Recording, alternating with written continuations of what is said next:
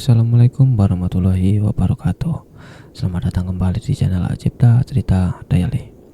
Dan pada kesempatan malam hari ini, gua akan membawakan sebuah kisah masih dengan kelanjutan kisah yang kemarin dengan judul Makhluk Pemakan Bangkai bagian ketiga.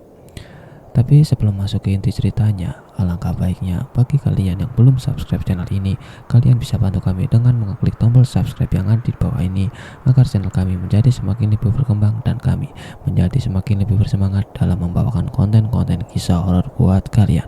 Oke, tanpa perlu banyak basa-basi lagi, mari kita langsung saja ke ceritanya.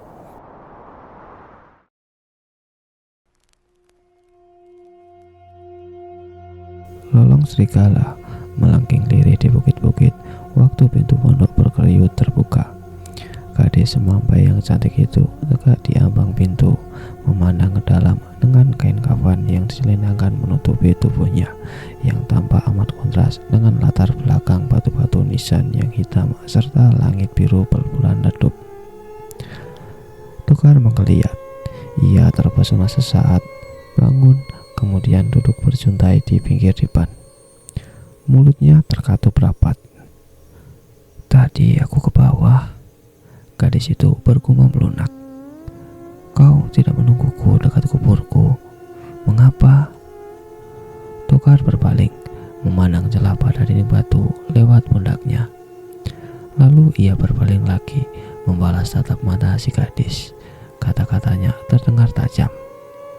Mestinya kau tak datang kemari. Bertentangan dengan keinginan Tukar, gadis semampai itu justru melangkah masuk. Sesaat ia mengawasi Tukar yang matanya hitam, bening berkilauan dalam keremangan pondok yang hanya diterangi sinar rembulan lewat pintu dan jendela samping. Sedikit pun ia tak tertarik memperhatikan isi pondok maupun celah hitam kemerahan pada dinding batu. Kita punya janji, jawabnya berbisik. Aku memang berjanji akan membantumu melaksanakan kehendakmu paling akhir. Tapi kau tak punya janji apa-apa padaku. Tukar mengeluh sakit. Kau tidak letih? Tubuhku terasa amat ringan. Gadis itu tersenyum. Kemudian wajahnya berubah serius. Kau tak ingin tahu apa yang telah kuperbuat? Tukar hanya diam. Gadis itu meneruskan tak sabar. Aku mencekiknya. Iya, aku mencekiknya. Ia aku dorong ke tempat tidur sampai kepalanya pecah. Tukar tetap diam, tidak terpengaruh. Ia sudah terlalu banyak mendengar pembalasan dendam. Ia sendiri punya dendam, berkarat, menoreh jantung, menimbulkan rasa sakit dan perih yang luar biasa karena dendam yang belum terlunaskan. Tetapi waktunya akan tiba. Hanya gadis ini. Kau begitu cantik, begitu lembut, tapi sayang, kau begitu lemah. Ia menarik nafas panjang. Aku tak sampai hati untuk. Kau tidak tertarik ya? Gadis itu memotong, tidak memperhatikan ucapan-ucapan Tukar. Ia aku cekik. Ia begitu kaget dan terkejut. Kukira sampai ia mati, ia tak akan pernah tahu bagaimana aku tiba-tiba muncul di hadapannya. Ia tertawa senang. Tukar melirik lagi lewat pundaknya. Sebenarnya aku pernah berharap ia mau tobat. Ia mau mengakui perbuatannya main serong di belakang ayah. Merokok, mabuk-mabukan, aku tidak masalah.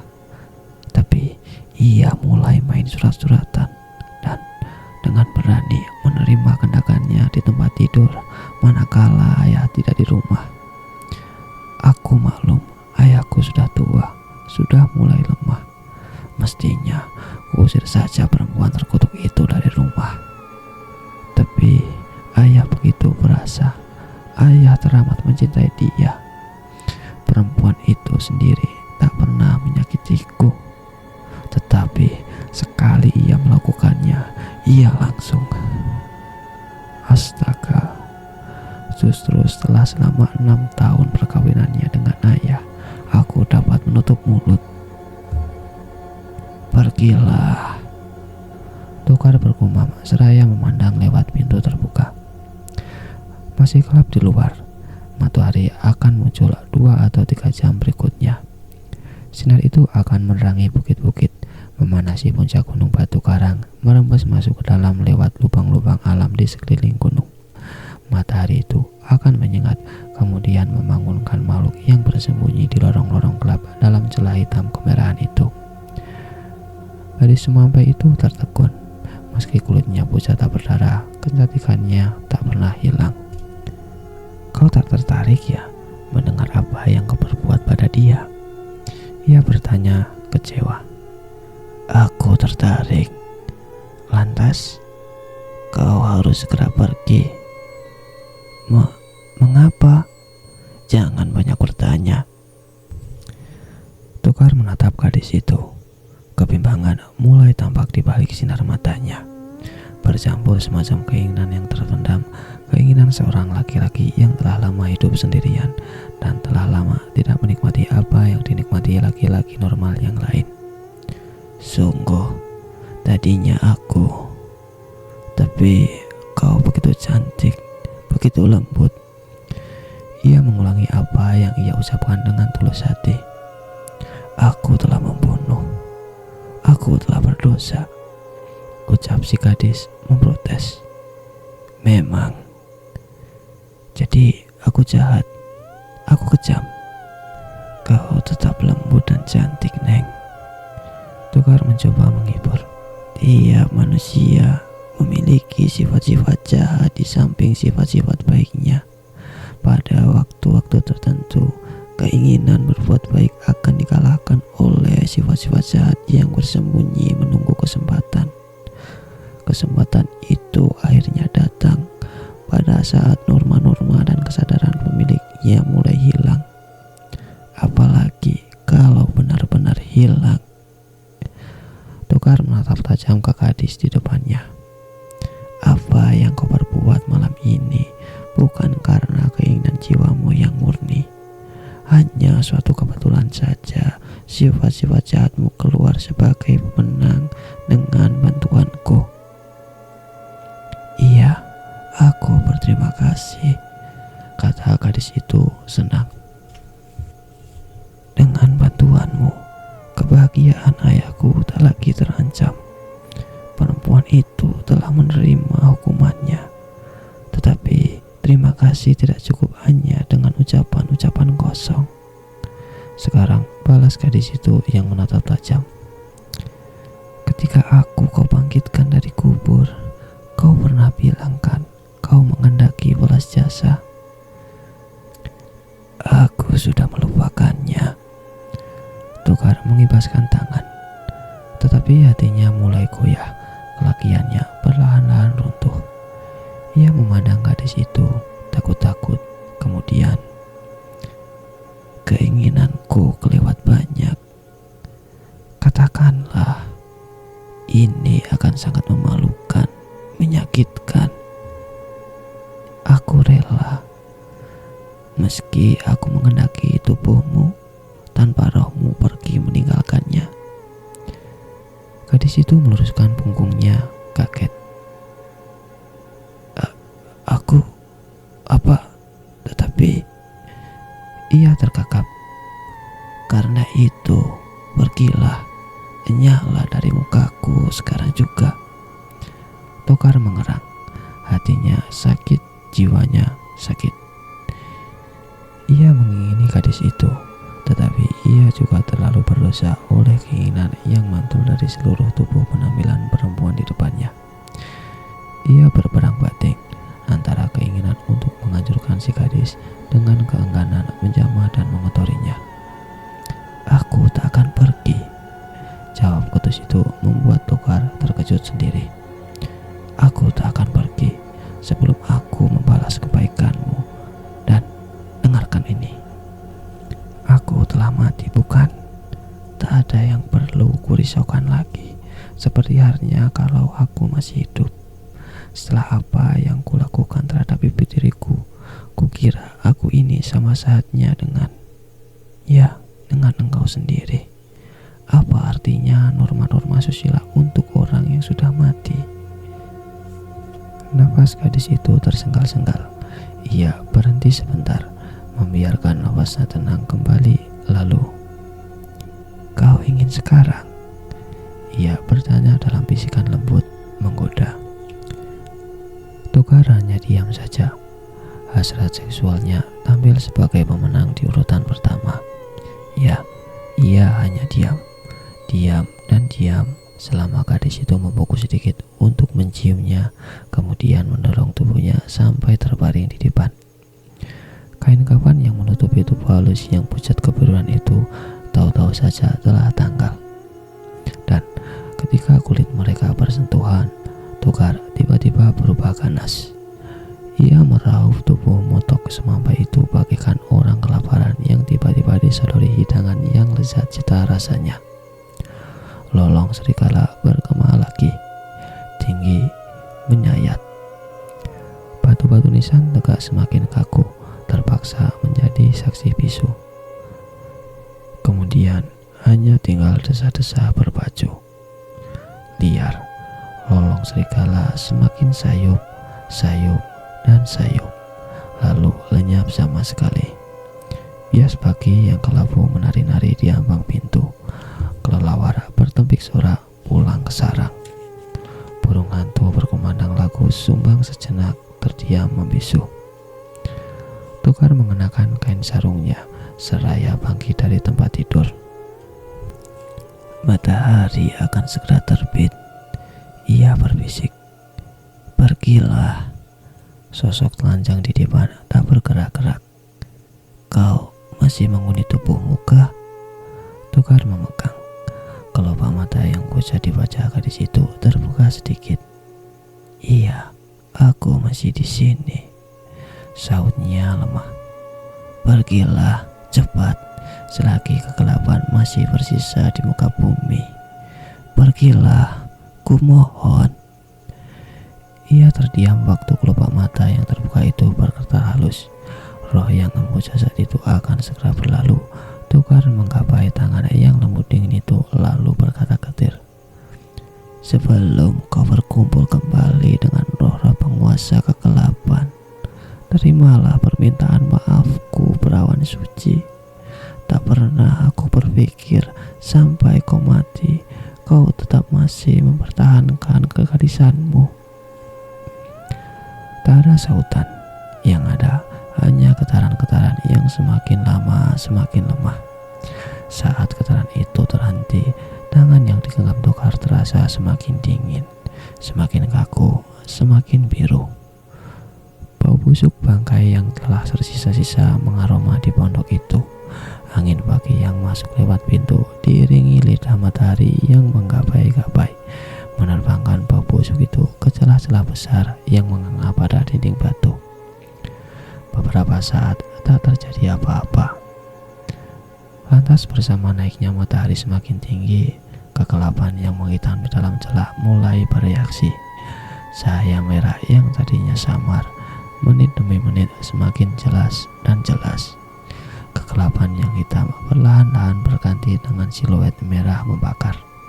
Uap panas menerobos lewat celah seakan ingin memanggang sisi pondok.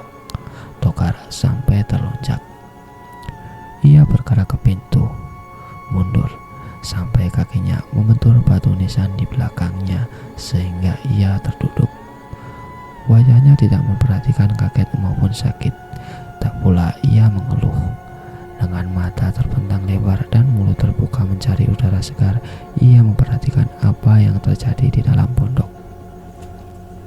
Cahaya merah berputar-putar liar dalam celah, cepat seperti kilat. Cahaya itu kemudian menjulur keluar celah. Ya, benar-benar menjulur.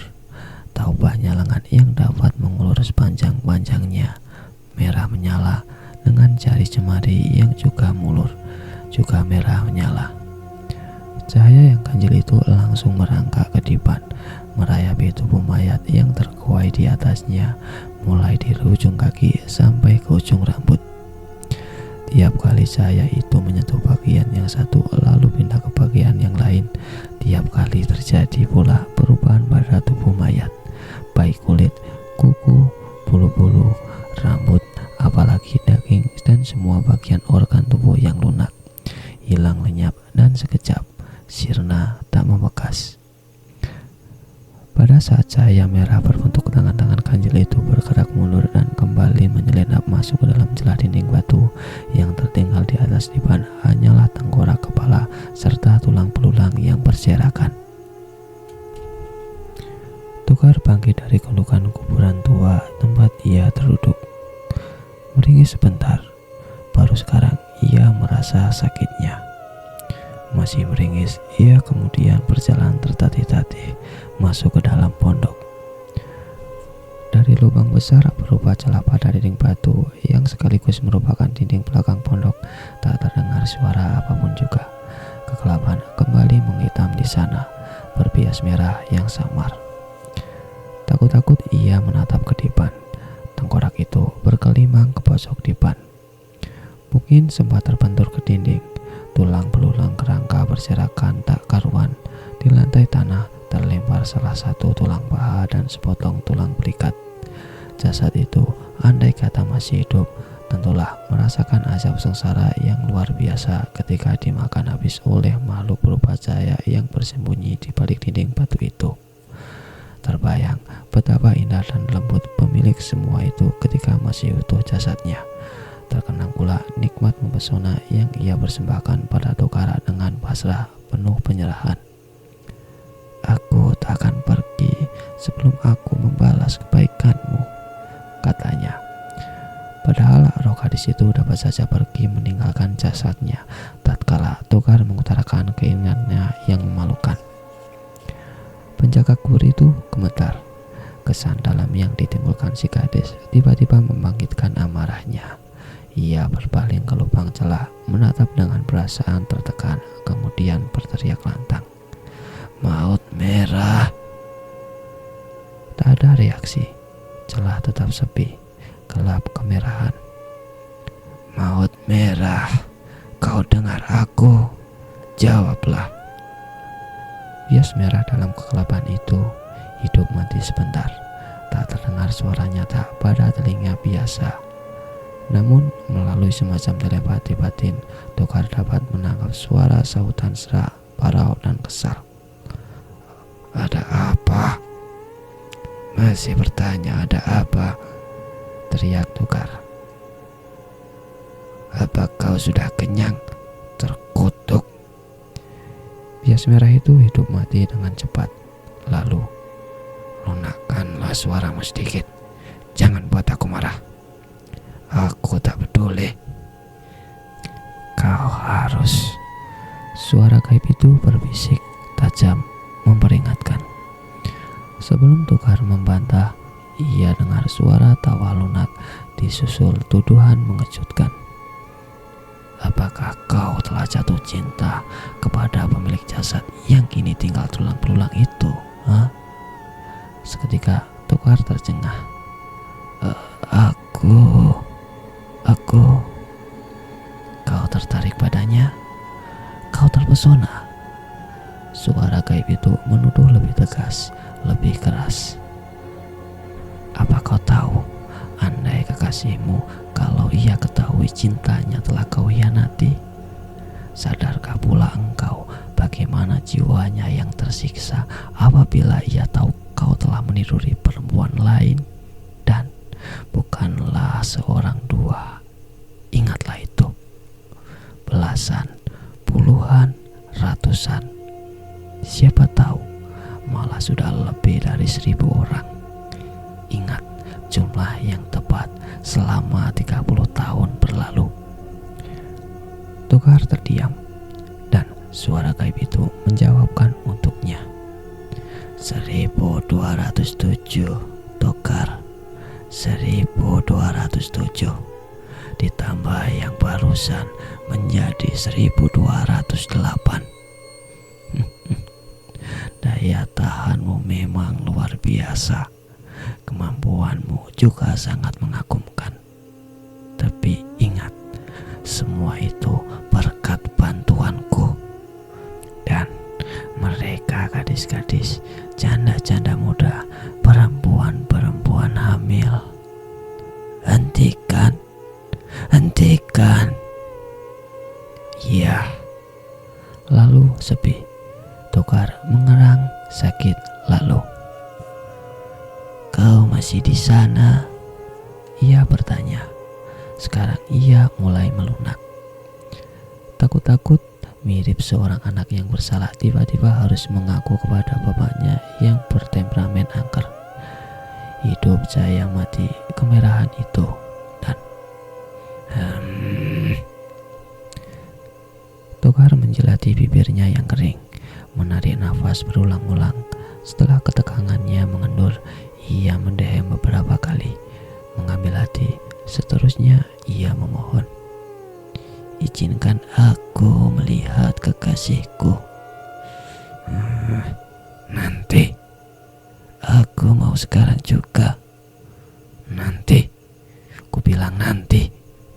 Ada rombongan kecil sedang menuju bukit-bukit.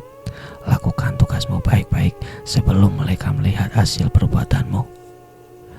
Cahaya yang oleh Togar dipanggil maut merah itu mengerjap sebentar. Mungkin ingin bermain-main mata. Togar mengeluh kalah. Ia kemudian berjalan ke dipan. Ia kumpulkan kerangka yang berserakan di dipan dan di lantai. Demikian pula tengkorak. Semua itu ia gulung dalam kain kawan si gadis yang tercecer dekat kaki dipan. Ketika dini hari sebelumnya, gadis itu naik ke tempat tidur reot milik si penjaga kubur. Setelah menyambar sekop dan bacul, ia kemudian keluar dari pondok. Bukit di mana pondok itu berada letaknya yang lebih tinggi dari bukit-bukit orang mati lainnya.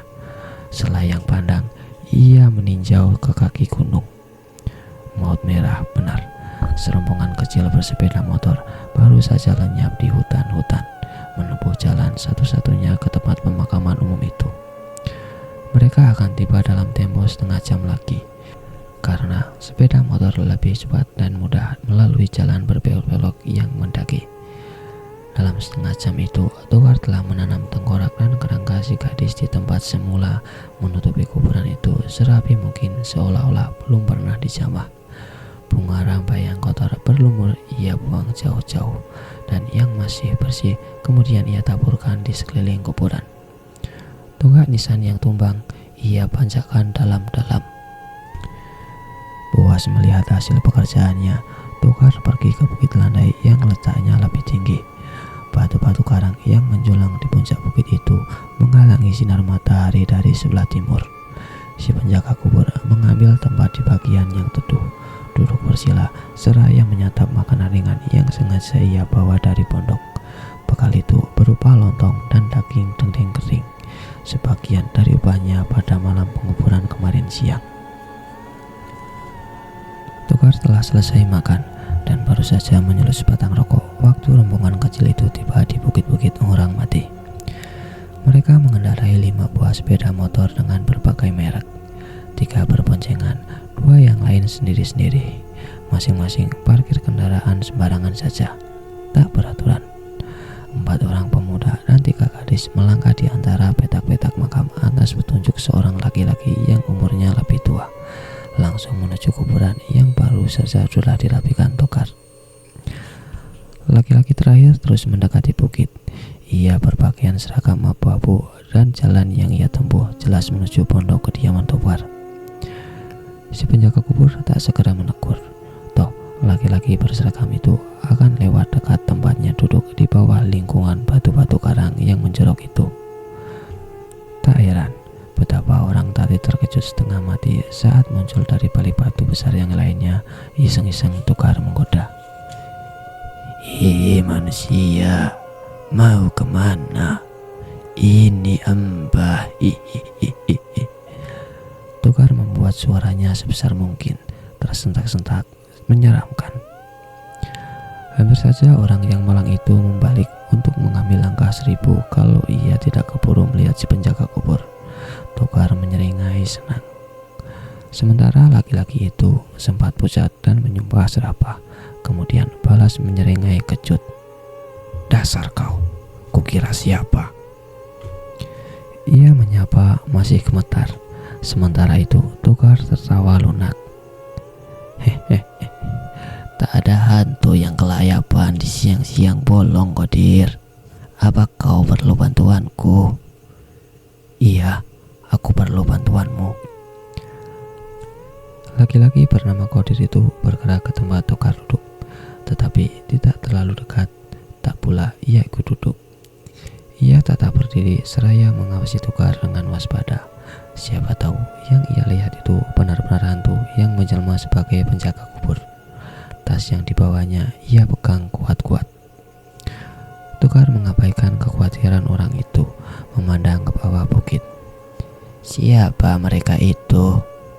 Mereka teman-teman almarhum, teman sekelas. Dan yang menangis sambil memeluk kuburan itu kekasihnya. Kemarin siang ia... Jangan-jangan kuburan itu akan ia bongkar. Lihat, ia mulai menggaruk-garuk. Tak usah khawatir. Saat Qadir setelah beberapa lama, ia juga memperhatikan instil kecil itu di bawah. Lihat, teman-temannya sudah menarik ia berdiri. Tapi ia menghadap Tokar lagi. Rupanya ia telah yakin memang yang duduk-duduk itu benar-benar si penjaga kubur. Aku datang untuk urusan lain, bukan untuk urusan mereka.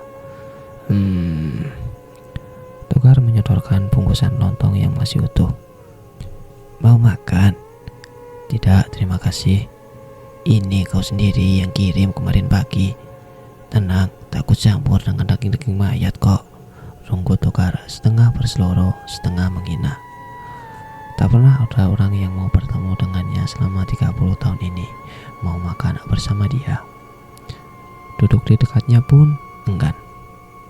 Bukan begitu, ujar Qadir gugup. Ketika aku sampai ke sini, aku sudah makan kok. Perlu bantuanku? Tokar mengulangi apa yang telah ia ucapkan. Iya, biasa. 1. Tidak, kali ini 3 lubang. Apa kau perlu bantuan untuk menggali? Aku dapat mencarikannya kok. Tidak, potong Tokar ketus. Aku pernah menggali 12 lubang dalam 1 hari sendirian. Ingat. Qadir tidak memberi komentar. Ia berpikir, iya, ku ingat. Waktu itu sebuah desa terserang wabah muntaberak. Tokar juga berpikir, tak akan pernah aku lupa. Waktu itu maut merah pesta besar. Maut merah dapat menahan lapar selama 30 hari, tetapi dapat pula menghabiskan 30 mayat sekaligus. Hanya beberapa. Apa kali ini? Tokar mendengus. Yang pertama, seorang laki-laki, sudah kakek-kakek. Ia meninggal kemarin petang karena sebuah mobil menabraknya ketika menyeberang jalan dan dia mati seketika. Kakek-kakek, Tokar bergumam. Maut merah, pikirnya, tak akan menaruh minat. Maut merah pernah bilang, laki-laki atau perempuan yang tua, kulitnya liat, dagingnya keras, darahnya kotor dan berbau busuk. Dan yang kedua, desanya muak. Bayi? Tokar tertarik, karena maut merah pasti sangat tertarik. Iya, bayi, baru 6 bulan. Ku dengar matinya mengenaskan, juga kemarin petang. Bapaknya belum pulang dari kantor, dan rupanya ibunya sedang di rumah tetangga berkunjing. Bayinya ia tinggalkan di bawah pengawasan anak sulungnya yang berusia 5 tahun. Dasar anak kecil. Ya, karena si adik terus saja merengek, rupanya lapar, si kakak jadi jengkel. Lalu ia tutup mulut adiknya dengan bantal sampai mati. Lalu, rungkut Tokar, tak berminat. Ia lebih tertarik mendengar siapa korban ketiga yang kuburannya harus ia gali hari ini. Ya, Qadir angkat bahu. Ibunya pulang dan yang kutanya siapa calon pemilik kuburan yang terakhir. Oh, Qadir mesem. Sadar ia cerita yang menurut dia sangat menarik itu tak berarti apa-apa buat si penjaga kubur. Yang ini seorang perempuan.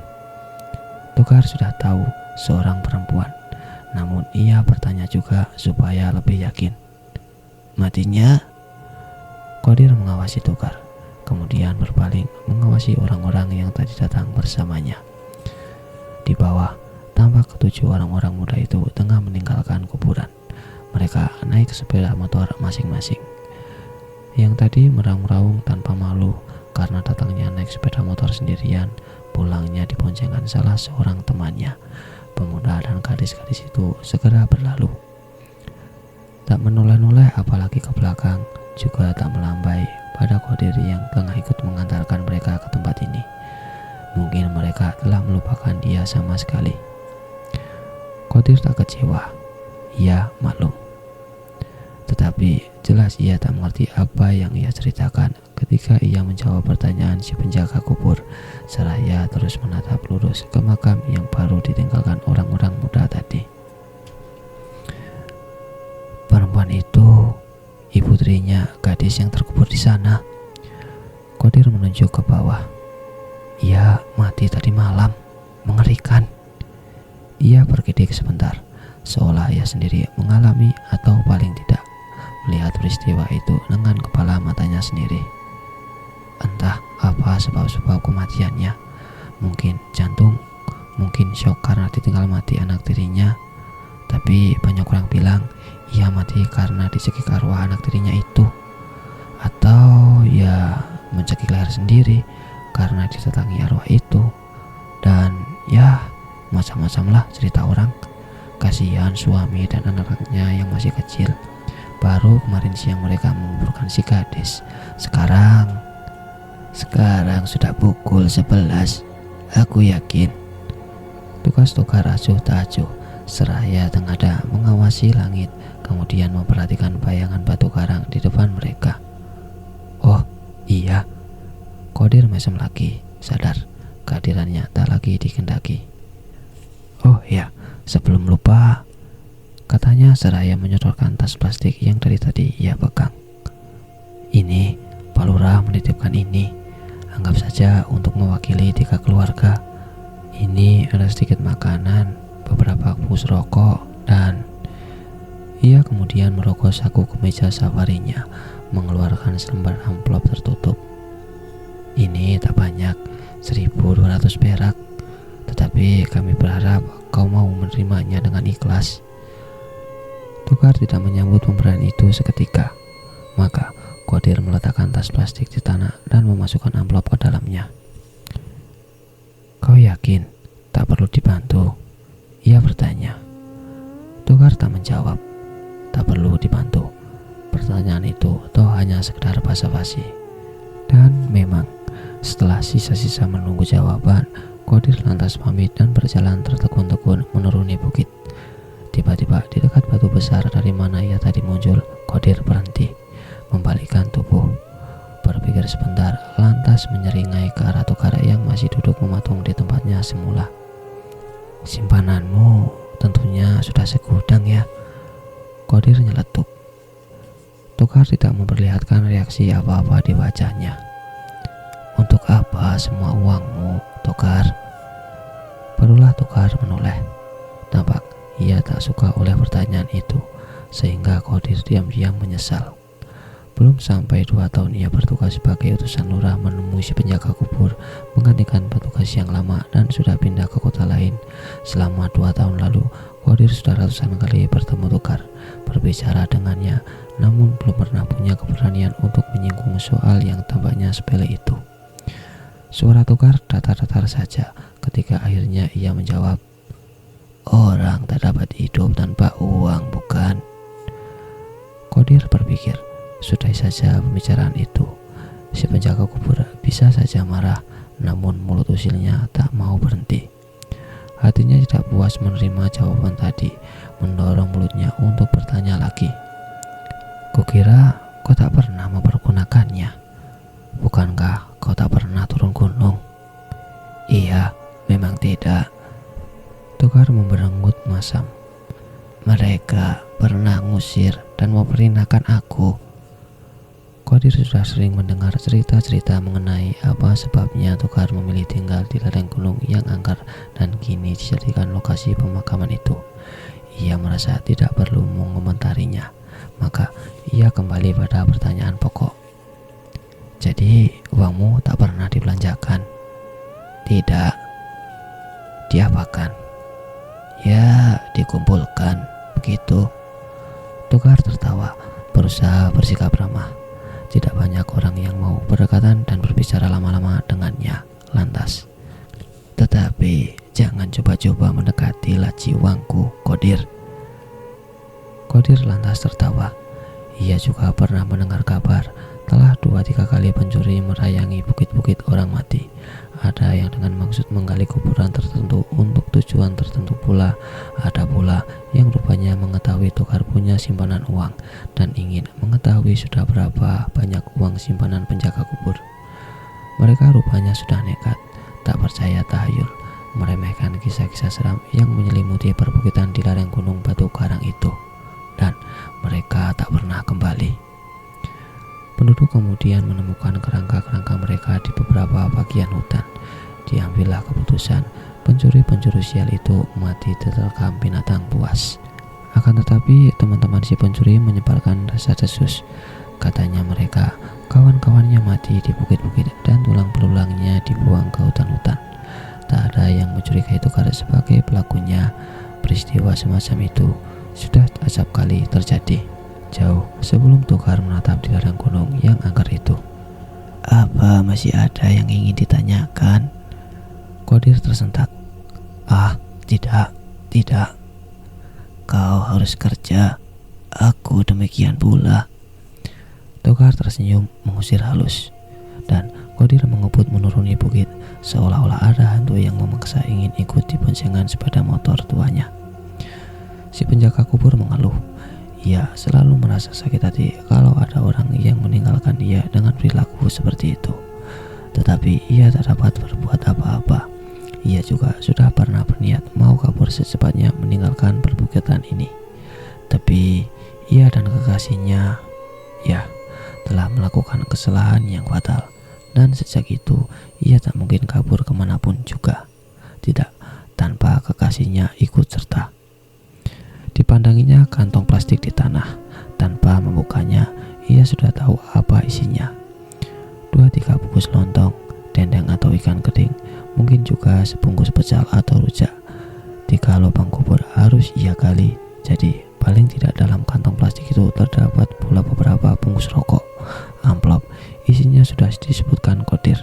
Tanpa tanda terima, itu sudah pasti.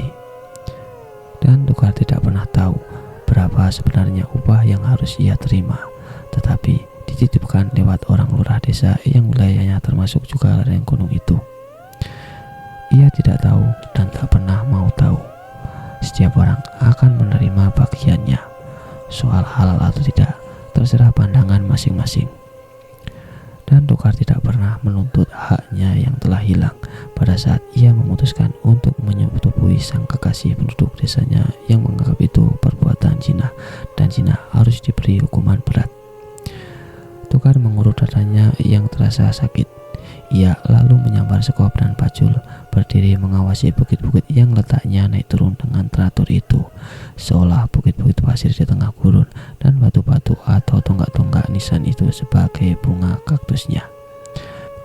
Masih banyak tempat yang belum terisi, dan karena tidak ada perintah ia harus menggali di sana atau di sini, maka ia pergi menuju sebuah bukit kecil yang seluruhnya masih terlowong dari kuburan.